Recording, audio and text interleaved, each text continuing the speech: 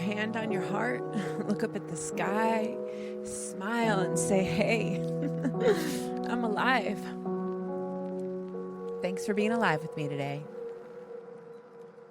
Hey, y'all. Happy today. I am back here for part 2 of this 3-part series in which I share the story of the time in my life between 2022, 2023, and now, how I got to the deepest, darkest, most depressed state of my life, the turning point, and how I got to where I am today, which is the happiest that I've ever been.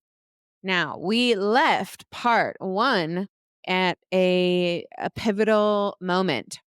I was at Burning Man, just a quick recap, and I went to the temple and I made an incredibly important promise to myself that I didn't really realize how important it was going to be. When I made the promise to myself, it was important because it felt right and because making promises to myself is something that I am not something is not something that I customarily do. I'm trying to say because I am not the most accountable at keeping them to myself. I'm good at keeping my promises to other people for the most part, but not to myself. But I sat there in the temple and I was on my knees in the dust. And I had this sense that I needed to promise myself that I was going to stay alive until Burning Man the next year. So I was going to stay alive for 1 year because I had been battling these thoughts of ending my life, right? They were coming up with, greater frequency as time went on here and there. It was just something that was in my consciousness in the months prior. But at Burning Man that year, I had an amazing experience on that art piece and I made that promise. I did not realize how important that promise was going to be. After Burning Man, however, I was on a high. I felt great, actually. It was wonderful. And the story that I'll share that was really indicative of where my mindset was before Burning Man and then where it was after was I had been wearing these horrible shoes, not at Burning Man because I have my special Burning Man boots, but in the months prior when I was on the road, I had been wearing these shoes that I literally bought in the kids department on clearance at Walmart. They were actually the Journeys brand, which is like a preteen girls shoe brand. They were these athletic shoes. They had pink laces and this totally fake, ugly suede. And they had no support. Like the sole was, I swear, 3 centimeters thick. And they were so uncomfortable. The toe was like, they're made for little girls. So the toe part was too tight. And I actually started getting, sorry guys, but I started getting like a bunion on the inside of my right foot, where your toe meets your foot. I started getting this part that was like starting to jut out a little bit and was really hurting me all the time. But I was in such scarcity mode that I just grinned and bared it. This is all I can afford. I probably got these shoes for actually like $5 or $6. All I can afford are these $5 shoes from Walmart on clearance from the girls department. And they're so uncomfortable and they're literally giving me skeletal issues. But I just, this is it. This is what my bed that I'm going to lie in. But after Burning Man, I was feeling so good. My mind had opened up. I was feeling hopeful. I was able to see things with a new perspective.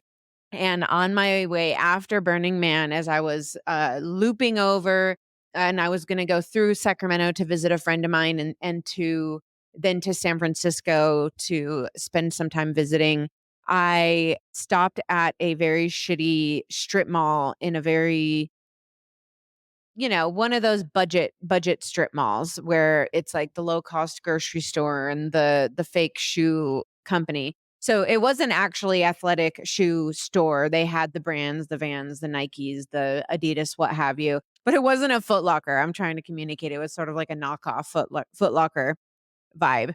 And I went in there and I had in my mind that I wanted Vans. I thought Vans were cool. And I tried on the Vans and they felt the same level of comfort as my $5 Journeys preteen Walmart shoes.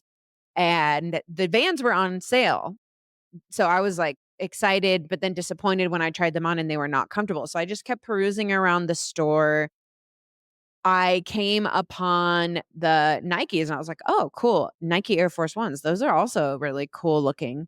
So I tried on one of the Air Force Ones and it was like my foot was stepping in a cloud and I began to levitate a few centimeters off the ground because it was just so comfortable. And I looked at the price of these Nike Air Force Ones. The Vans were like 70 or $80. The Nike Air Force Ones were $120. But my mind was in such a good place at that moment. It was just like, this is what you're going to do.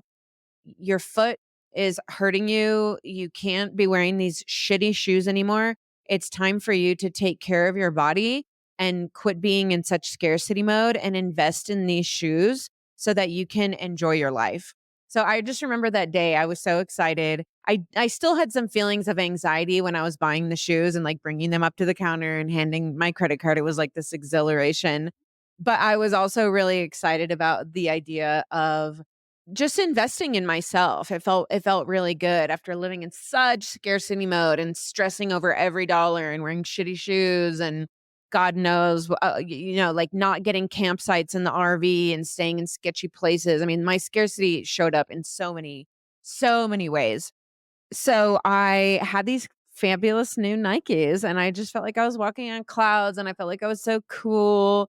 It's amazing what like a new article of clothing or a new pair of shoes can do for our ego, superficial or not. It felt actually really good.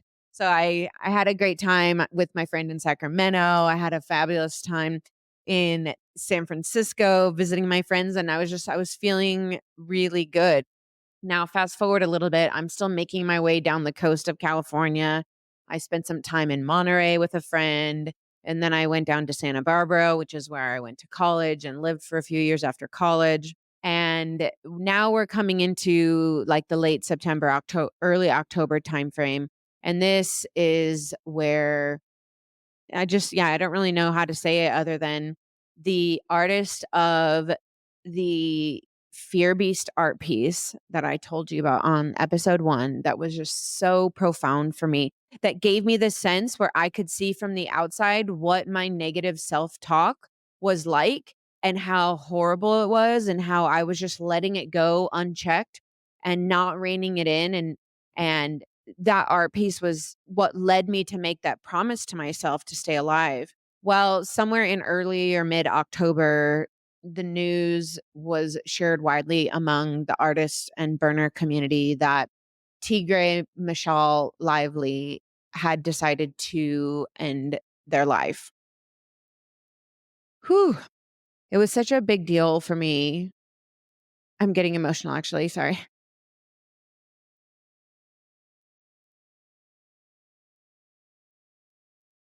It was an interesting feeling because I had been thinking about ending my life throughout that year of 2022. And, when I found out that Tigray crossed over into from the earthly plane to the other non-earthly plane, it was this very dichotomous feeling of on one side just being so crushed and deflated and feeling so empty and disappointed. And on the other hand, just understanding, just having this empathy for maybe how I don't know how Tigray felt, but maybe having some modicum of understanding of not wanting to be in this world, feeling like I don't fit in this world, feeling like there's not really a place for me. And especially for me, and I think someone like Tigray, who is I understand was a very spiritual person. Again, I don't know this person personally. I never met them, but that art piece really stuck with me. And even after Burning Man, I did research on their work and before I found out that they had ended their lives. But yeah, I had this understanding of, as a spiritual being and as someone who even at that point had written a book about death, when you do enough work with mortality, you begin to understand that death is just as natural as being born. And so when you begin to see death as just as natural as being born, there's a slightly different tinge to the idea of ending one's life. Now, it never felt intuitively right for me up until that point to do it. Obviously, I never attempted.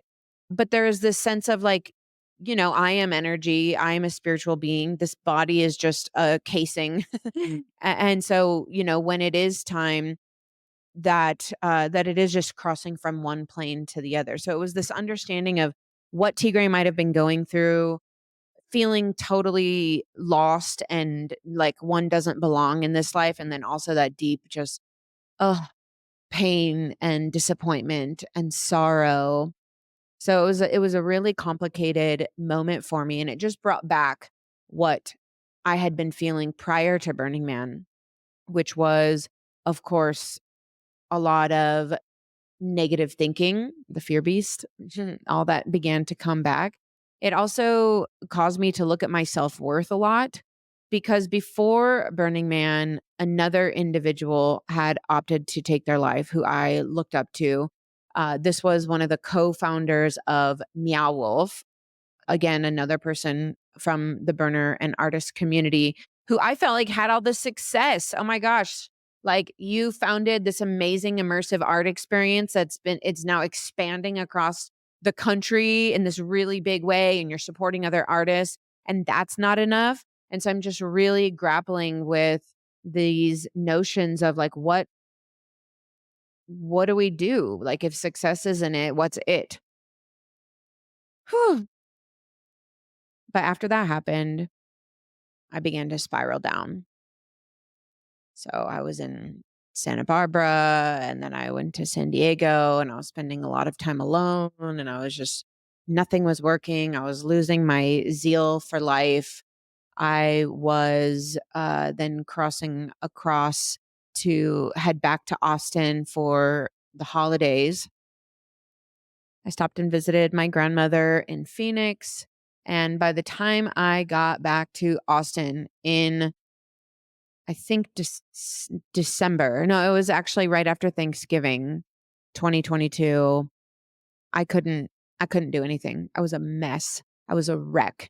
And here's the thing about suicidal thoughts that I now know, or at least was true for me, which is, and I think it applies for negative thinking as well, which is that suicidal thoughts are insidious because in that year leading up to, Thanksgiving, winter, end of the year, the thought of ending my life had come up here and there, maybe once a month, right? Maybe a little bit more every week, every other week, something like that. But it wasn't something that like I was in a lot of emotional pain and turmoil, but it was just something that was in my awareness. It was I felt very out of place.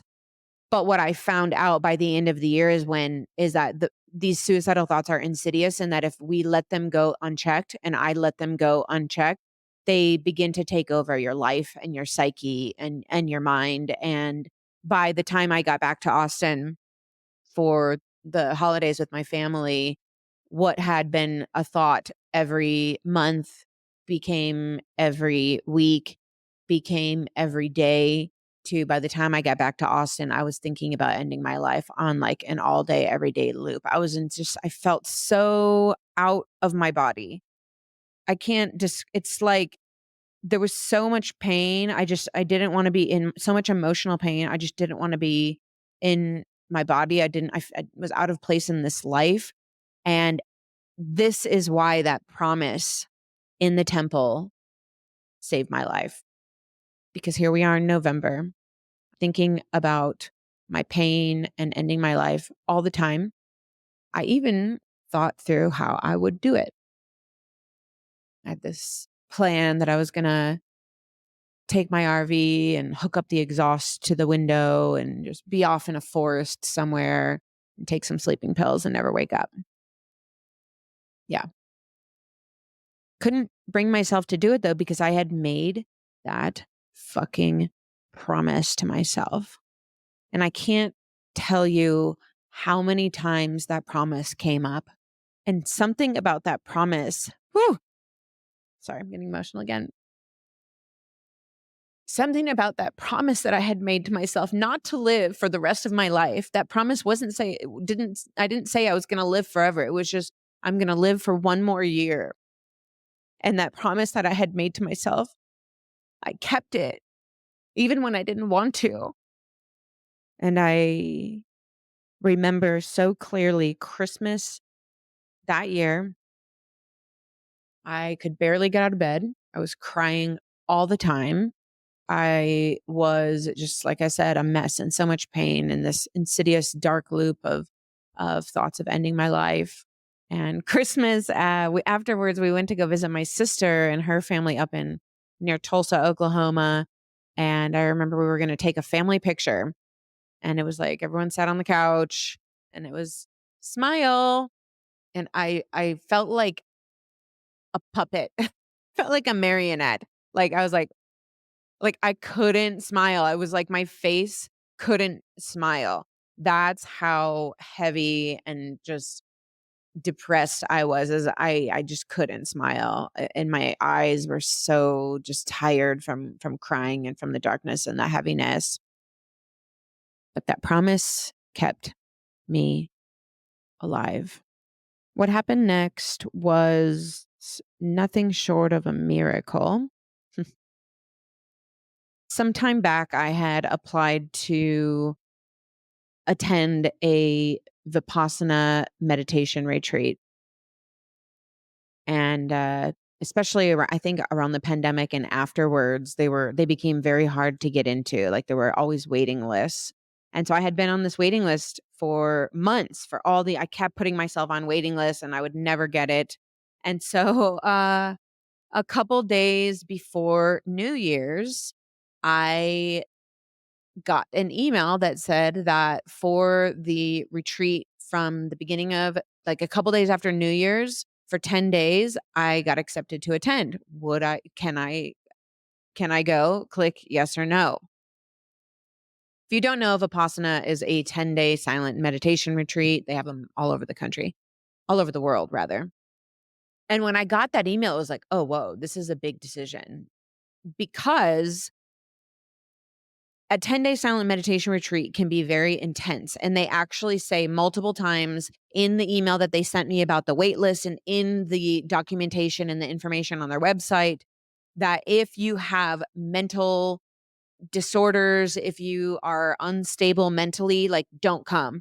Because with the silence, with the extreme amount of meditation that you do, anywhere from 8 hours to 11, 12 hours of meditation per day, it is possible to have a psychological break. It can be very confronting. A lot of very old things can come up, things that maybe you don't even remember. And so I actually wanted to go. I was excited about the idea of going, but I was terrified because I was so mentally unstable. I didn't trust myself as far as I can throw me. Again, the only thing keeping me alive at this moment pretty much is my dog, the people that I didn't want to let down, and that promise that I had made to myself. So I happened to be chatting with a friend of mine, Ricardo, and I happened to mention that that I had gotten on the waiting list and got accepted for this Vipassana retreat on X and such date. And he happened to say that he was already going. He had already been accepted. And this was actually not his first Vipassana. He had gone one or two other times before. And so I knew I needed to ask him. So I asked him for a one-on-one call. We had a call, and I don't think I specifically said that I was like very suicidal at that point, but I was just conveying to him that I did not feel very mentally stable. I had been very depressed, and does he think it's a good idea and safe for me to go? And he of course said, nobody can make that decision other than you, but that he thinks that it will be fine and that I should go. So I thought about it, I slept on it, and I had this sense that part of me getting out of this, part of me getting over the hump, part of me digging myself out of the hole was going to be something about saying yes, because I think it's actually an incorrect attribution, but everybody says it's Albert Einstein that said, definition of insanity is doing the same thing over and over again. and expecting a different result because I had always just in the past year, it had been scarcity. No, I can't afford that. I can't do that. No, no, no, no, no, no. I'm going to stay small. No, no, no. And had this sense that I needed to start saying yes. So I said yes to the retreat. And I immediately just felt, as soon as I said yes, that first yes, I felt this breath of energy. I wasn't fully healed by any, but I just felt this new breeze come through me, right? Like a little bit of a spring breeze began to flow through my skeleton and my cells and my brain and my soul. So I went to that silent 10-day meditation retreat. And I forgot to mention actually that, and this is, I think, relevant for some of you. So I want to make sure I bring it up.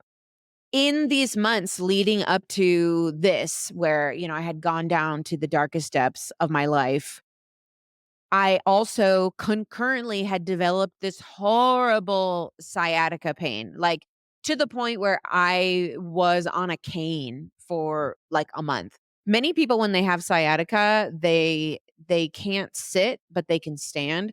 Mine was the opposite. Sitting, I had like no pain, but standing, I had this horrible pain such that I couldn't stand up straight. I was always like hunched over, leaning, I guess, to maybe not have that muscle contract or not have that nerve pinched. But it was very interesting that the more depressed I got, the worse my sciatica was, right? Doesn't take a genius to figure that out, although I didn't figure that out at that time. Like I was not exactly in my zone of genius at that time, but I did not make the connection between my emotional and mental and psychological state and this horrible physical pain that I was in. So I was on a cane and that just exacerbated everything because not only am I so depressed, I also have this, I'm going to call it chronic pain because I don't know what it's another word. It wasn't chronic like going on for years, but it was chronic going on for several months. And it just, woo, I have a newfound respect, empathy, and appreciation for y'all that do have chronic pain and injuries and disabilities and how you go through life. Because what I learned is that with chronic pain, with that sciatica just hurting me all the time when I was standing, it set everything on edge for me. I remember once I was in the grocery store and they didn't have the yogurt that I wanted to purchase. And I was also having like a very strong pain flare of the sciatica at that moment. And I broke down. I was crying in the grocery store. I was hobbling out. Nobody would help me. Not that I asked, of course, because I was just silently in pain. But it was just, I felt so alone. I felt so in pain. So when you have chronic pain, for those of you who don't, what I experienced is that my patience was lower. I didn't have as much resilience. I didn't have as much grit. My emotions were higher, like they were right there at the surface because I'm constantly managing this pain. So I'm just sharing this to say, number one, if you have chronic pain, whoo, oh my gosh, I am so sorry. And I respect how you do life because it is really, really hard. And if you don't have chronic pain now, maybe you have a better understanding. And listen to your friends and family that have chronic pain when they tell you that they have no patience because they have no patience. They're in a lot of pain.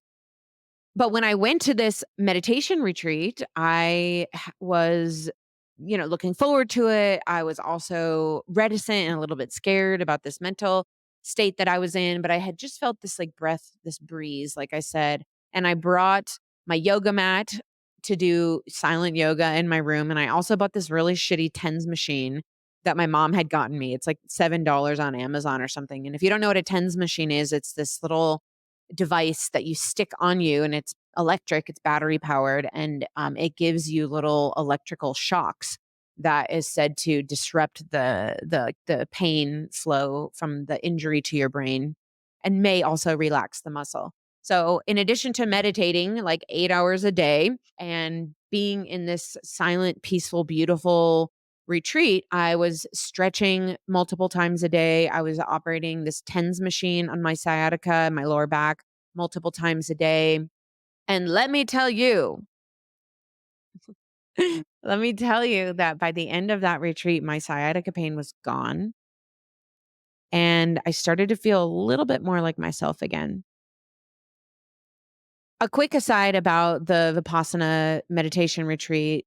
If you guys are curious, I can do a whole separate episode on that. But for now, I'll just share that it was really intense. It was really beautiful. And I think a lot of people struggle, or the people that I spoke to that did the retreat with me, they struggled more in the beginning adapting to the intense level of meditation that we were doing. And then they had an easier time at the end because they had gotten used to it and they had developed that mental acuity and so on. Me, I had the opposite experience. I found the meditation, it was pretty easy. Of course, I had a wild mind in the beginning, but I didn't struggle so much with meditating for these 8 hours a day. What happened to me was that by the end of the week, I was just almost losing my mind because as someone who had spent the year prior living in an RV, doing what I want, when I want, with no schedule, being on this rigorous schedule for 10 days and having to do all the same things at the same time in the same order with the same people in the same place made me go a little bit batty. Which is good because it helped to, expand my edges. But as I left that meditation retreat, I started to feel excited about life again a little bit. I was still battling negative thoughts. I was still battling this low, heavy feeling, but the sciatica had gone away and I had a little bit of hope. And here's how that hope translated. Shortly after the meditation retreat, I was working at my computer one day and I don't remember if I was actually journaling or on everything that I had gone through and how I was feeling, or if this just came to me out of the blue. But I had this vision as I was, you know what it was, is I was feeling into how bad I was feeling. I was just feeling like, God, I feel so bad. I suddenly had this like meta awareness of how bad I was feeling and how just like I felt like I was just covered in muck and shit. And so I got this vision at that moment. I remember sitting at my office chair and looking away from the computer and seeing in my mind's eye a blue kiddie pool. And that blue kiddie pool was filled with muck and shit. And there I was swimming around in it. I'm swimming around in the muck and shit in a kiddie pool. And what that represented for me was how I felt so bad. And in that moment, I could see how 99.9%, if not 100% of my misery, I had created myself in my mindset, in my letting my negative thoughts go unchecked, in my way of looking at things, in my victim mentality, my poor me, in my scarcity mindset. I was creating this. And here I am swimming around in this kiddie pool of shit by choice. I'm enjoying feeling bad for some reason. Like this sucks, but I'm doing it by choice. And so in that vision, I saw that all I needed to do was to stand up and walk out of my chosen kiddie pool of shit and take steps to get better. And that was really powerful. I'll never forget that vision. That was a really, because it was me. Oh, it was me. Yeah, there was some things on the outside in my environment that didn't go well. There was, I had my career was not going the way that I wanted. I had some failed products and launches. My finances were all not how I wanted them to be. But mostly it was me. And after that, and with that breath of breeze and hope from the meditation retreat, I started to make a plan. The plan started with saying yes. That was what I knew, as I had said yes to the Vipassana and I felt better. And I had had this vision and this realization that I was creating my own misery. So I started saying yes more. A colleague of mine we had just a catch up one-on-one, and he told me how he attended the speaker training that he found so valuable, and it was referral only, but if I wanted it, he would be happy to refer me. It was really cool and interesting, because I did the interview and I got accepted and the whole thing was rolled out to me. And it was like, you attend the speaker training 3 days in New Jersey and you have to pay for all your own flights, hotels, everything. And there's $1,000 deposit. That's how these people run this. There's $1,000 deposit. So Once you say yes and to hold your spot, you give them $1,000. When you show up, there is a $1,000 check with your name on it that you take and you deposit into your account. Why do they do this? They do this to, what I think, make sure that people show up, right? So they're not speaking to an empty room when people don't show up because it's a free seat. I think they also do this so that they know you have money, that they know you have $1,000 at least on a credit card to because I'm sure, they're going to try to sell you something at some point because everybody's got to make money. And the third thing is I think they really believe in the quality of their product. And so they're like, yeah, here, we're going to give you this money back. And we believe in this so much that we believe that enough people are going to sign up that we don't need your $1,000 for this intro thing. And so it worked for me because I was like, okay, $1,000, even though I'm in scarcity mode, I'm going to put it down. And I said yes to the meditation retreat. I said yes to the speaker training. I went out to New Jersey and I did it. And it was amazing.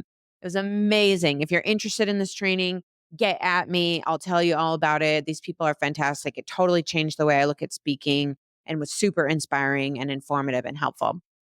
Number 3, I decided that I was going to do one psilocybin journey per quarter for the year. And I did the first one in January. I did them self-guided because I'm experienced with psychedelics.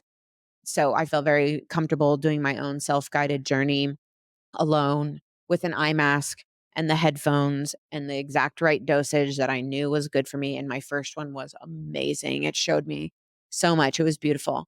I said yes to coaching and therapy where I had been historically saying, no, no, no, I can't afford that. I can't afford that. Guess what?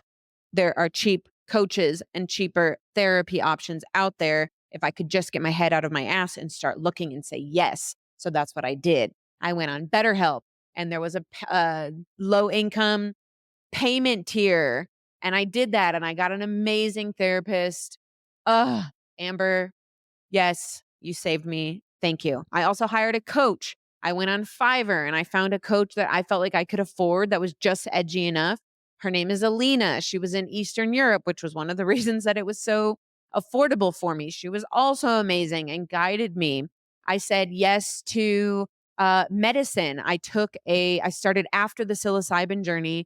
I started a course of a supplement that I have used multiple times to help get me over the hump with getting my brain chemistry right, so that all this other stuff that I'm doing can really make an impact. I take the supplement once in a while called Solaray Brightside Joy Boost. Solaray is the brand. I'm not getting paid to say this, although I have gotten paid to say things for them in the past, but only because I believe in it. And it has genuinely helped me get out of depression multiple times. You're not allowed, when I'm getting paid to say it, I'm not allowed to say that it's associated with depression because it's obviously not a pharmaceutical. But I'm not getting paid to say this right now. So I can say whenever I feel like these depressive symptoms or I'm struggling to get out of them on my own, I take a bottle of this stuff and it doesn't cure me, but it takes me out of the darkness enough that I can begin to do the work to heal myself. So I started saying yes to that. I also said yes to my master's program. I had been thinking for years about going back to school and getting my master's. And so I said yes to that. And I applied. Later that year, I ended up finding out that I got in. And this is all in like the first quarter of 2023. Now, I think one of the most important things, in addition to saying yes, that I did is I had this flash of memory where I remembered several years ago, I had been living and working at that retreat that I told you about. So part of my job was to just manage the team of cleaners and the food people and the handymen and everybody. And the guests, of course. So it was like a 20-acre property outside of Austin. And I was just constantly stomping around, and getting shit done. And one day I'm doing my normal stomping around, getting things done, going here, there, everywhere. And I tripped and my phone sailed out of my hand. Shoo, and it dropped on the rocks. Now I have to back up a little bit here because this was the culmination. And what I'm about to tell you is the culmination of something that I had started a year prior to that, which was I had started noticing that I had become really quick to anger. I would get frustrated. I was even getting some road rage Like I would flip people off and get genuinely like worked up and angry in the car when people did stupid shit on the road. I was getting mad at myself. I was getting mad at my family. I would get this hot temper when I would stub my toe or something stupid. And so I don't know, remember how I came up with this, but at that time I came up with this idea to get myself out of this pattern of temper that I had gotten myself into. I decided that every time I found myself getting angry like that, I would force myself to laugh. So I started this training program, I guess, if you will, this mind training program where anytime I would get frustrated about something, I would force myself to laugh. And at first it was like, I stubbed my toe. Ha ha ha ha ha. Like funny, but not funny. But I kept at it. And every time somebody cut me off in traffic or I dropped something or somebody pissed me off, I would just think about how absurd it was and just laugh. And as I kept up with that practice, that training program, eventually it just started happening naturally. Instead of getting mad, I would laugh at things. And so fast forward to this day that I'm stomping around. We've paused at the moment that I am like midair, tripped, and my phone has sailed out of my hand and shoo, it lands face down on this huge pile of rocks. Like this I think that the owner must have had a pile of rocks delivered that day or something. I don't even know where this pile came from. But my phone sailed through the air and landed face down on this pile of just like jutting rocks. And I burst out laughing, genuine belly laughs at how ridiculous it was that here I am stomping around trying to get shit done. I trip and fall on my face, and my phone flies in the air and lands on this freaking pile of rocks. It was hilarious. I walk over and I pick up the phone and I look at it, and the screen is shattered. And I thought that was even funnier. And this was like the culmination of this. I think it was almost a year training program to train my mind out of that anger, temper, hot temper response into this joyful, absurd, ridiculous, life is hilarious response. And to me, that moment that my phone fell and I was genuinely thinking was the funniest thing I had ever seen was like the culmination of like, I really did it. I really trained myself out of that. And the funny thing is that after I got back to my house with my phone, I was looking at it and I realized that I had had a screen protector on there. I peeled off the screen protector and the screen was fine. And it was just like such a nice little, I don't know, gift that I had done the right thing. I felt like it was sort of a sign that I had done the right thing and your screen wasn't actually shattered and you could have been so mad about it all day and then you would have found out that the screen's not even shattered, but instead I had thought it was hilarious. So the reason this story is important, fast forwarding now like a year or two, when I'm getting out of this depression is because I knew that my brain was in a track of suicidal thoughts, negative thinking. It was like I used to honestly think at that time that my brain had been taken over by demons because these horrible thoughts were just they felt so out of body, but they were just like getting worse and worse. And so after I'd had the kiddie pool vision and I started taking these steps to say yes and make these shifts in my life to ask for help and get myself out of this, I knew that the most important step to really get me out was to apply what I had learned about that temper response that I had had to this. So what I decided was every time I noticed myself having a negative thought pattern, I decided I was going to stop it or, notice it, right? Like you have to notice it, stop it, and then replace it with a positive thought, something not end of days. And as an aside, actually, most of my negative thoughts, and this might resonate for you, they were like pretty delusional. Like they weren't even I went over them in episode 1, but they were like, nobody loves me, nobody buys my shit, nothing works out for me. I don't even belong here on earth. And those just they aren't true. Even if I felt like that and there was some truth to like, oh, nobody is buying my stuff right now, or I don't feel like anybody loves me right now. Like those are more true statements than nobody loves me, period. So what I would do is if the thought nobody loves me came into my mind, as soon as I noticed it, I would replace it with, you do have people who love you, Kate.